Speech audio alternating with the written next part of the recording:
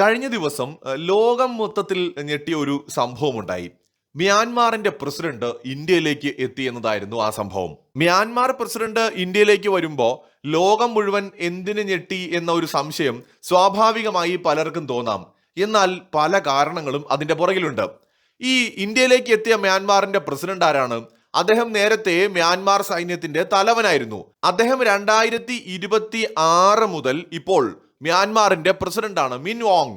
അദ്ദേഹം സ്വയം മ്യാൻമാറിന്റെ പ്രസിഡന്റായിട്ട് മാറിയിരിക്കുകയാണ്. സൈനിക അട്ടിമറി ഉണ്ടായതിനു ശേഷം അദ്ദേഹം ഏറെക്കാലം മിലിറ്ററി തലവനായിട്ട് തന്നെ തുടർന്നു. മ്യാൻമാറിന്റെ ഭരണം നിയന്ത്രിച്ചു. ഇപ്പോൾ അദ്ദേഹം മ്യാൻമാറിന്റെ പ്രസിഡന്റാണ് 2026 മുതൽ. ഈ പ്രസിഡന്റായിട്ട് അദ്ദേഹം ചുമതല ഏറ്റെടുത്തതിന് ശേഷം ആദ്യമായിട്ട് അദ്ദേഹം സന്ദർശനം നടത്തുന്നത് ഇന്ത്യയിലാണ് എന്നതാണ് ഇതിലേറെ ഞെട്ടിക്കുന്ന കാര്യം. രണ്ട് രീതിയിലാണ് ലോകം ഇതിനെ കാണുന്നത്. ഒന്ന്, അദ്ദേഹത്തിന്റെ സന്ദർശനം ആദ്യമായിട്ട് വരുന്നത് ഇന്ത്യയിലേക്ക്. രണ്ട്, ഇന്ത്യ അദ്ദേഹത്തെ സ്വീകരിച്ചു എന്നതും ലോകത്തെ ഞെട്ടിച്ചിരിക്കുകയാണ്. 2021 സൈനിക അട്ടിമറിക്ക് ശേഷം 2024 ഇദ്ദേഹം ആദ്യമായിട്ട് ചൈനയിലേക്ക് പോകുന്നത്. ഇദ്ദേഹം ചൈനയിലേക്ക് പോകുന്ന സമയത്ത് അദ്ദേഹം മിലിറ്ററി ഹെഡ് മാത്രമാണ്, പ്രസിഡന്റ് ആയിട്ടില്ല. എന്ന് മാത്രമല്ല, ചൈന ഒരല്പം ഭയത്തോടെയാണ് ഇദ്ദേഹത്തെ സ്വീകരിച്ചത്. കാരണം അമേരിക്കയും പാശ്ചാത്യ ലോകവും 2021 നടന്ന സൈനിക അട്ടിമറിക്കെതിരെ ശക്തമായ നിലപാടെടുത്തു. കാര്യം വലിയ വാചകമടിയൊക്കെ ഉണ്ടെങ്കിലും ലോകരാജ്യങ്ങളെ വല്ലാതെ വെറുപ്പിക്കാൻ ചൈന ഇപ്പോഴും തയ്യാറായിട്ടില്ല. അത് ഭയമാണോ, അവരുടെ എക്കണോമി തകരുമോ എന്നുള്ള ആശങ്കയാണോ എന്നുള്ളത് നമുക്ക് ഇപ്പോഴും ഉറപ്പിക്കാൻ പറ്റില്ല. പക്ഷെ ചൈന അമേരിക്കയുടെയും യൂറോപ്പിന്റെയും താല്പര്യങ്ങൾക്കെതിരെ സംസാരിക്കുമെങ്കിലും പ്രവർത്തിക്കുന്നത് വളരെ കുറവാണ്. 2024 ചൈനയിൽ നടന്ന ഒരു ചെറിയ ഉച്ചകോടി, ആ ഉച്ചകോടിയിൽ പങ്കെടുക്കാൻ ഇദ്ദേഹം പോയി. പ്രസിഡന്റ് ഷി ജിൻപിങ്ങിനെ കണ്ടില്ല. പകരം കണ്ടത് പ്രധാനമന്ത്രി ലീ ചിയാങ്ങുമായിട്ടാണ് കൂടിക്കാഴ്ച നടത്തുന്നത്. ഈ 2021 സൈനിക അട്ടിമറിക്ക് മുമ്പ് സൈനിക മേധാവിയായിട്ടിരുന്ന സമയത്ത് ഇദ്ദേഹം പലപ്പോഴും ചൈനയിൽ പോയിട്ടുണ്ട്. പ്രസിഡന്റ് ഷി ജിൻപിങ്ങിനെ സൈനിക മേധാവി എന്ന നിലയിൽ കണ്ടിട്ടുണ്ട്. 21 അട്ടിമറി നടന്ന് ജനാധിപത്യത്തിന് മുകളിൽ സൈന്യം എത്തിയതിനു ശേഷം ഷി ജിൻപിങ് ഇദ്ദേഹത്തെ കാണാൻ എന്തോ കൂട്ടാക്കിയിരുന്നില്ല. എന്തായാലും 2024 ചൈനയുടെ പ്രധാനമന്ത്രിയുമായിട്ട് ഇദ്ദേഹം ചൈനയിൽ വെച്ച് കൂടിക്കാഴ്ച നടത്തി എന്നതൊഴിച്ചാൽ പിന്നീട് ഇദ്ദേഹം അങ്ങനെ കാര്യമായ ചൈന സന്ദർശനമൊന്നും നടത്തിയിട്ടില്ല. 2026 ഏപ്രിൽ മാസത്തിൽ നടന്ന പുതിയ തെരഞ്ഞെടുപ്പുകൾക്ക് ശേഷം ഇദ്ദേഹം മ്യാൻമാറിന്റെ പ്രസിഡന്റ് പദവിയിലേക്ക് ഔദ്യോഗികമായിട്ട് എത്തിയിരിക്കുകയാണ്. ആ ഔദ്യോഗിക പദവിയിൽ എത്തിയതിനു ശേഷം നേരെ അദ്ദേഹം ഇപ്പോൾ ഇന്ത്യയിലോട്ടാണ് വന്നിരിക്കുന്നത്. ഇവിടെ നമ്മൾ ശ്രദ്ധിക്കേണ്ട കാര്യം, മ്യാൻമാർ എന്ന് പറയുന്ന രാജ്യത്തില് ആർക്കാണ് കൂടുതൽ സ്വാധീനമുള്ളത് എന്നതിനെ കുറിച്ച് നമ്മൾ ആദ്യം മനസ്സിലാക്കണം. ഇന്ത്യ മ്യാൻമാർ റിലേഷൻ എങ്ങനെയായിരുന്നു എന്നത് നമ്മൾ അറിയണം. സാംസ്കാരികമായും ചരിത്രപരമായും ശക്തമായ ബന്ധമാണ് ഇന്ത്യയും മ്യാൻമാറും തമ്മിലുള്ളത്. വിശാലമായ അഖണ്ഡ ഭാരത കോൺസെപ്റ്റിൽ വരുന്ന പ്രദേശമാണ് മ്യാൻമാറും. ഈ ബ്രിട്ടീഷ് ഭരണകാലത്ത് മ്യാൻമാർ ഇന്ത്യയുടെ ഭാഗമായിരുന്നു എന്നുള്ളത് എല്ലാവർക്കും അറിയാം. ഒറ്റ രാജ്യമായിട്ട് ബ്രിട്ടൻ ഏറെക്കാലം ഇന്ത്യയും മ്യാൻമാറിനെയും ഭരിച്ചിട്ടുണ്ട്. എന്നാൽ അതിനു മുമ്പ് അശോക ചക്രവർത്തിയുടെ കാലം തൊട്ട് തന്നെ മ്യാൻമാർ ഉൾപ്പെടെയുള്ള ഭാഗങ്ങളെ ഇന്ത്യയുടെ ഭാഗമാക്കി നിർത്താൻ അശോക ചക്രവർത്തിക്ക് കഴിഞ്ഞിട്ടുണ്ട്. മ്യാൻമാറും ഇന്ത്യയും തമ്മിലുള്ള പ്രധാന ബന്ധത്തിന്റെ അടിത്തറ എന്ന് പറയുന്നത് സാംസ്കാരിക ബന്ധമാണ്. ഇന്ത്യൻ ബുദ്ധിസം അല്ലെങ്കിൽ ഹിന്ദു കൾച്ചറൊക്കെ വളരെ വ്യാപകമായിട്ട് വ്യാപിച്ചിട്ടുള്ള പടർന്നു കിടക്കുന്ന ഒരു പ്രദേശമാണ് മ്യാൻമാർ. നിലവിൽ അതൊരു ബുദ്ധിസ്റ്റ് നേഷനാണ്. സോ ഇന്ത്യയുമായിട്ട് വലിയ അതിർത്തിയുള്ള ഒരു രാജ്യമാണ്. അപ്പൊ അങ്ങനെ സാംസ്കാരികമായ ബന്ധമുണ്ട്. 1947 ഇന്ത്യ സ്വാതന്ത്ര്യം നേടുന്നു. അതിനുശേഷവും മ്യാൻമാർ ഒരു സ്വതന്ത്ര രാജ്യമായി മാറിയതിനു ശേഷവും ഇന്ത്യയും മ്യാൻമാറും തമ്മിൽ ശക്തമായ ബന്ധമുണ്ടാവുകയും സൗഹൃദ ഉടമ്പടിയിൽ ഒപ്പുവെക്കുകയും ഒക്കെ ചെയ്തു. പക്ഷെ അത് കഴിഞ്ഞ് 1960 മുതൽ 80 വരെയുള്ള കാലയളവിൽ ശരിക്കും ഇന്ത്യ മ്യാൻമാർ ബന്ധം വളരെ മോശ അവസ്ഥയിലായിരുന്നു. 1962 മ്യാൻമാറിൽ സൈനിക അട്ടിമറി നടക്കുകയും ജനറൽ നേവിൻ അധികാരം പിടിച്ചെടുക്കുകയും ചെയ്യുന്നു. ഇതിന് എല്ലാ പിന്തുണയും ഒത്താശയും കൊടുത്തത് ചൈനയായിരുന്നു. മാത്രമല്ല, ഇന്ത്യയുമായിട്ടുള്ള റിലേഷൻ വളരെ മോശമായി. മ്യാൻമാറിൽ നിന്ന് ഇന്ത്യൻ വംശജരെ പുറത്താക്കുകയൊക്കെ ചെയ്യുകയുണ്ടായി. അതോടുകൂടിയിട്ട് ഇന്ത്യ മ്യാൻമാർ ബന്ധത്തിൽ വലിയ വിള്ളലുകൾ വീഴുന്നു. ഈ കാലത്ത് ചൈന അവരുടെ സ്വാധീനം മ്യാൻമാറിൽ ശക്തമായി ഉറപ്പിക്കുന്നു.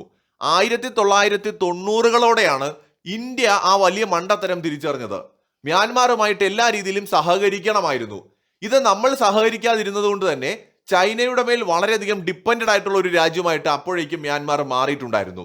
പിന്നീട് ഇന്ത്യ എന്ത് ചെയ്തു എന്ന് വെച്ചാൽ, മ്യാൻമാറിൽ ചൈനയുടെ സ്വാധീനം കൂടുന്നത് തടയാൻ വേണ്ടിയിട്ട് പുതിയ പദ്ധതികൾ ആലോചിച്ചു. ഇന്ത്യയിലെ വടക്കിഴക്കൻ സംസ്ഥാനങ്ങളിലെ തീവ്രവാദം അടിച്ചമർത്തുക എന്ന ലക്ഷ്യം കൂടി മുന്നിൽ കണ്ടുകൊണ്ട് ഇന്ത്യ ലുക്ക് ഈസ്റ്റ് എന്ന് പറയുന്ന ഒരു നയം അവിടെ രൂപീകരിക്കുന്നു. ഇതോടെ സൈനിക ഭരണകൂടവുമായിട്ട് ഇന്ത്യ ചർച്ചകൾ ആരംഭിക്കുകയാണ്. അതിനുശേഷം പതിയെ പതിയാണ് ഇന്ത്യ മ്യാൻമാർ റിലേഷൻ മെച്ചപ്പെടുന്നത്.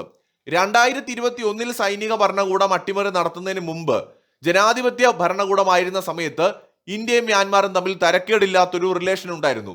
ചൈനയുടെ ഒരു പിന്തുണ കിട്ടിയത് കൊണ്ട് തന്നെയാണ് 2021 സൈനിക അട്ടിമറി ഈ മ്യാൻമാറിൽ സംഭവിക്കുന്നത്. പക്ഷെ പിന്നീട് നടന്ന കാര്യങ്ങൾ എന്ന് പറയുന്നത് മ്യാൻമാർ ഭരണകൂടത്തിന്റെ നിയന്ത്രണങ്ങൾക്ക് അപ്പുറമുള്ള കാര്യമായിരുന്നു.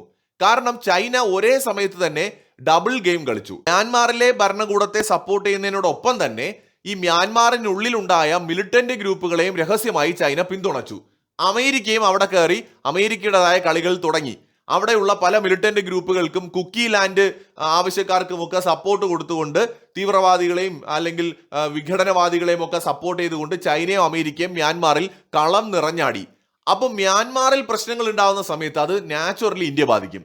കാരണം ഇന്ത്യയെ സംബന്ധിച്ചിടത്തോളം ഇന്ത്യയുമായിട്ട് വലിയ അതിർത്തി 1600 കിലോമീറ്ററോളം അതിർത്തിയുള്ള ഒരു രാജ്യമാണ് മ്യാൻമാർ എന്ന് പറയുന്നത്.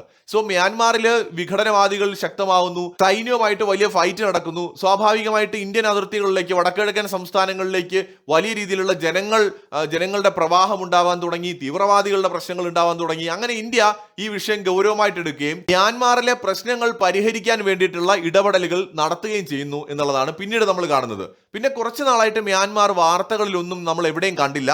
ഇടയ്ക്കൊരു സമയത്ത് അരാക്കൻ ആർമിയെ കുറിച്ചൊക്കെയുള്ള ധാരാളം വാർത്തകൾ നമ്മൾ കേട്ടിട്ടുണ്ടെങ്കിലും പക്ഷെ ഇപ്പോൾ നമ്മൾ അങ്ങനെ കാര്യമായിട്ട് അത്തരം വാർത്തകളൊന്നും കേൾക്കുന്നുണ്ടായിരുന്നില്ല. അരാക്കൻ ആർമി എന്ന് പറയുന്നത് മ്യാൻമാറിലെ റഖൈൻ സ്റ്റേറ്റിൽ വളരെ സ്വാധീനമുള്ള ഒരു ആർമിയാണ്. ആദ്യഘട്ടങ്ങളിൽ ഇവരുടെ പുറകിലും ചൈനയുടെ താല്പര്യങ്ങൾ ഉണ്ടായിരുന്നു. ഇവരവിടെ പിടിമുറുക്കുന്നതിന് മുമ്പ് മ്യാൻമാറുമായിട്ട് ചേർന്ന് ഇവരുടെ അതിർത്തിയിലുള്ള താവളങ്ങളൊക്കെ തകർത്തിട്ടുള്ള ഒരു രാജ്യമായിരുന്നു ഇന്ത്യ.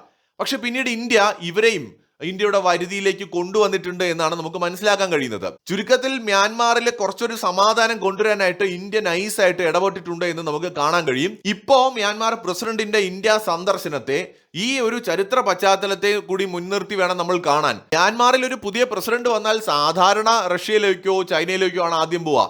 ഇന്ത്യയിലേക്ക് എത്തുക എന്ന് പറയുന്നത് ഇത് ആദ്യത്തെ സംഭവമാണ്. അതിനൊരു കാരണം എന്ന് പറയുന്നത് ഈ മ്യാൻമാർ സൈന്യത്തില് ഇന്ത്യക്ക് അനുകൂലമായിട്ടുള്ള ഒരു വികാരം ഇപ്പോഴുണ്ട്. ചൈനയുടെ ഡബിൾ ഗെയിം സൈന്യം മനസ്സിലാക്കി. കാരണം ഈ ആർമികളെ വിഘടനവാദികളെ സപ്പോർട്ട് ചെയ്യുന്നതും ചൈന, ആയുധങ്ങൾ കൊടുത്തും മ്യാൻമാറിനെ സപ്പോർട്ട് ചെയ്യുന്നതും ചൈന. ചൈനയെ നേരിട്ട് എതിർക്കാനുള്ള ഒരു ശക്തിയൊന്നും മ്യാൻമാറിനില്ല, പിണക്കാനും കഴിയില്ല.